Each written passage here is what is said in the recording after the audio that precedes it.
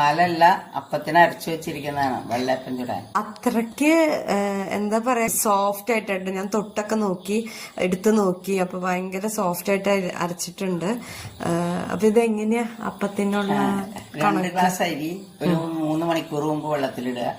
അതിനുശേഷം 2 ഗ്ലാസ് അരിക്ക് 3/4 ഗ്ലാസ് അല്ലെങ്കിൽ 1 ഗ്ലാസ് തേങ്ങ, ഒരു 2 സ്പൂൺ പഞ്ചസാര, ഒരു 1/4 സ്പൂൺ ഉപ്പ്, ഒരു ചെറിയ ഈസ്റ്റ് കിട്ടുന്ന ആ കുപ്പിയുടെ അടപ്പിന് 1 അടപ്പ് ഈസ്റ്റ്, പിന്നെ പഞ്ചസാര, ഉപ്പും തേങ്ങയും, ഒരു 1/2 ഗ്ലാസ് ചോറ്, അരയരക്ക ഗ്ലാസ് ചോറ്, അതായത് വെന്ത ചോറ് എല്ലാം കൂടി മിക്സ് ചെയ്ത്, അപ്പൊ അരി, തേങ്ങ, ചോറ്, പഞ്ചസാര, ഉപ്പ്, ഈസ്റ്റ് എല്ലാം കൂടി ചേർത്തിട്ട് നന്നായിട്ട് അടിച്ച് തരിയില്ലാതെ വെക്കുക.